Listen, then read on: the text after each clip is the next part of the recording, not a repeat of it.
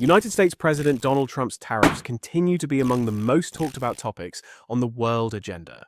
As you know, Donald Trump had decided to impose 25% tariffs on Canada and Mexico, and up to 10 and 60% on China. Trump had suspended tariffs on Canada and Mexico. To the US, where the self-imposed deadline set by President Trump to introduce trade tariffs on Canada and Mexico. Moving along very rapidly. We've been mistreated very badly by many countries, not just Canada and Mexico. US President Donald Trump has signed tariffs on imports from Canada, Mexico and China. Canada, we'll see what happens with Canada, but the people of Canada would be paying less than half of the tax. The tariffs are expected to take effect on March 4. Trump has repeated this date several times in recent weeks. As the date approaches, concerns have increased, especially in Canada. The Ottawa government had even turned to the European Union and China to counter the impact of the United States tariffs. Canadian officials have recently allegedly updated their plans to ship some resources, including liquefied natural gas, to China. But Canada's main goal was to improve relations with Europe rather than trade with the United States. In recent days, Canada and Italy have often been mentioned together. Experts have argued that the two countries are reshaping their economic dynamics. According to economic analysts, even the European Union is surprised by Canada's ties with Italy. Had Canada chosen Italy over the United States? What is the latest on trade between Canada and Italy? What strategy was Canada pursuing with Italy to avoid United States tariffs? We will explore the answers to all these critical questions together. But before we do, please do not forget to subscribe to our channel, turn on notifications, and give us a like to stay up to date with our content. All this is completely free of charge. Now let us get back to our main topic. First, it is worth noting that Italy already has an established presence in the Canadian market. Italy is interested in the food sector, where they are positioning themselves as potential alternative suppliers in case the United States imposes trade restrictions and Canada decides to impose retaliatory tariffs against the United States. When we analyze Canada's food imports by exporting countries, we can see that Italian agri-food products have an important position in the Canadian market after the United States and Mexico. Italy has even surpassed France in this regard. With exports worth $1.5 billion, Italy ranks third after the United States and Mexico in terms of trade with Canada. In recent years, Italian imports have been partly boosted by the Comprehensive Economic and Trade Agreement, which is currently in provisional implementation and has reduced customs barriers on a large number of Italian agri-food products. In the scenario of possible trade restrictions between the United States and Canada, this agreement further strengthens Italy's position in the food sector. Indeed, if Ottawa diversifies its sources of supply to reduce its dependence on the United States, made in Italy products will benefit even more. Canada, in turn, could increase its market share and consolidate Italy as a reliable trading partner. At the moment, in fact, the relationship between Italy and Canada has the potential to mask the tensions and impacts of the United States tariffs. To see that this is true, we need to look at Italy and Canada's trade network for 2024. Analyzing the 2024 market shares of Italy and the United States in various sectors of the Canadian food industry reveals some key areas where Italy could strengthen its presence if Canada imposes tariffs on food imports from the United States. While Italy's export share of intermediate and final unpackaged food products to Canada is relatively low, packaged food and beverages offer interesting opportunities. In particular, segments where Italian export shares are comparable to those of the United States include alcoholic beverages, milk, yogurt, cheese, oil, rice, and pasta. In particular, a comparison of the historical trends of Italian and United States exports of alcoholic beverages to Canada shows a steady increase in Italian exports since the Comprehensive Economic and Trade Agreement entered into force in 2017. In the last 2 years, this growth has accelerated further, indicating a position strengthened by the recognition of the quality and value of Italian wine products.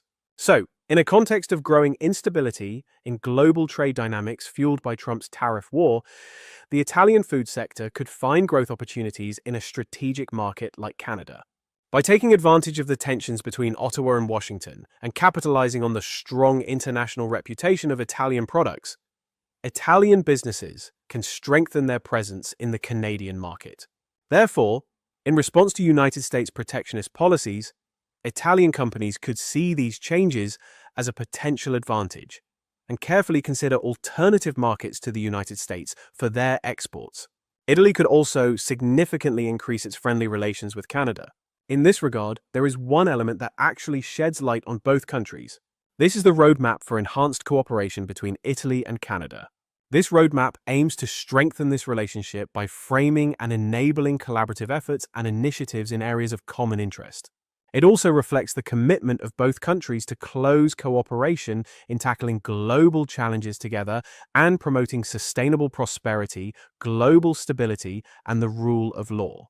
This includes the respective group of 7 presidencies in 2024 and 2025. Let us now dig deeper into the balance of trade and investment between the two countries. Italy and Canada have a strong trade and investment relationship, with economies that complement each other and benefit from the strength of small and medium-sized enterprises. There is room for greater ambition and significant growth opportunities in strategic sectors such as critical minerals, semiconductors, aerospace, e-mobility, clean energy technologies, life sciences.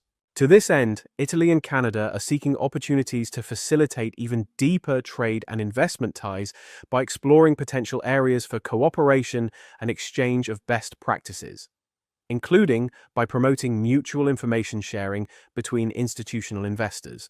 The two countries are also committed to strengthening business ties between small and medium-sized enterprises, including through concrete initiatives such as the CDP Business Matchmaking Platform, launched in Canada in November 2023, which aims to bring together a large number of Italian and Canadian companies.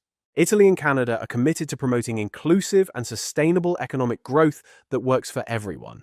Together with their African partners, both countries are seeking joint opportunities to advance the 2030 Agenda of Sustainable Development Goals and strengthen peace, development, and prosperity across the continent. This includes actions to strengthen sustainable food systems, access to quality education and healthcare for all, energy security, and physical and digital infrastructure assets. Such actions are consistent with the spirit of Italy's Mattei Plan for Africa. On the other hand, Italy and Canada are encouraging further cooperation between their respective development finance institutions, Cassa Depositi e Prestiti and FinDev Canada, including the advancement of initiatives such as the €150 million lending facility provided to the Banque West Africaine de Développement to strengthen support to the private sector in West Africa. In the Group of 7 context, Cassa Depositi e Prestiti and FinDev Canada are working with other Group of 7 development finance institutions to strengthen their cooperation and coordination. We also see the two countries side by side in the field of security and defense. Thanks to the strong Canada-European Union relationship, Italy and Canada are contributing to global security by identifying opportunities for joint activities, including in cybersecurity and the climate security nexus, and by continuing the ongoing cooperation between the Forward Land Forces Battle Group in Latvia and the North Atlantic Treaty Organization Climate Change and Security Center of Excellence in Montreal. Italy and Canada are also increasing cooperation to strengthen cybersecurity and promote high cybersecurity standards, protect consumers and businesses, and reduce vulnerability to cyber incidents. They are also working on international norms on responsible state behavior in cyberspace, as well as cyber capacity building initiatives and regulatory measures. The two countries are also much closer in the context of the Group of 7 Rapid Response Mechanism on monitoring, analyzing, and countering artificial intelligence-led threats of foreign information, manipulation, and interference, and associated risks and opportunities. Recognizing the increasing transnational dimension of this phenomenon, both Italy and Canada maintain close security solidarity in policing and combating organized crime.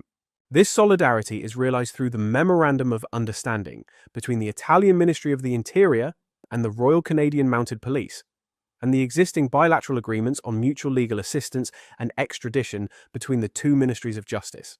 Both countries have also strengthened their relations through the United Nations and existing international police cooperation mechanisms such as Interpol and Europol. On energy, Italy and Canada are also remarkably united. Both Italy and Canada are committed to developing clean and renewable energy technologies that will promote energy security, strengthen trade cooperation, and advance their shared climate, biodiversity, and other environmental goals. including achieving the Conference of the Parties' 28 outcomes.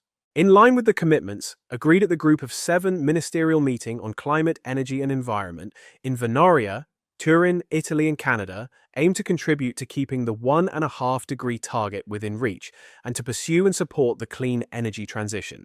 In particular, both countries continue to work together through international initiatives such as the Powering Past Coal Alliance to drive global efforts to phase out existing uninterrupted coal power generation in energy systems in the first half of the 2030s. Critical minerals are vital to achieving climate goals. Italy is considering joining the Alliance for Sustainable Critical Minerals and thus aims to contribute to the expansion of bilateral economic, scientific, and technological cooperation in the field.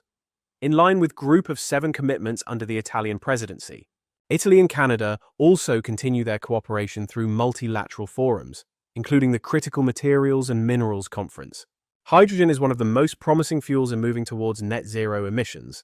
Italy and Canada are supporting the signing of a Memorandum of Understanding between the Italian Hydrogen Association and the Canadian Hydrogen Association, which will provide market advantages in the fields of hydrogen energy and fuel cell technology. On the other hand, Italy and Canada support the role of sustainable fuels, including sustainable biofuels, as part of a broader bioeconomy to decarbonize hard-to-reduce sectors and heavy-emitting industries, aviation, maritime, and road sectors. The two countries also continue their cooperation through multilateral forums, including the International Energy Agency Bioenergy Technology Collaboration Program, the Global Bioenergy Partnership, the Clean Energy Ministerial Biofuels Platform, Mission Innovation, and the Group of 20 Energy Transition Working Group and the Global Biofuels Alliance. Underlining that carbon management technologies are an important component of the transition to net zero, Italy and Canada are committed to exploring opportunities for cooperation in the context of multilateral forums. In short, the United States tariffs on Canada have given Italy a chance to seize the opportunities presented by the historic process. In other words, Italy and Canada have significantly increased their bilateral relations in the current period. In the future, both countries may start to feel closer to each other in terms of trade. This could allow Canada to avoid the United States tax cuts that will be implemented in March, thanks to the bond that Canada will develop with Italy. Thank you for watching.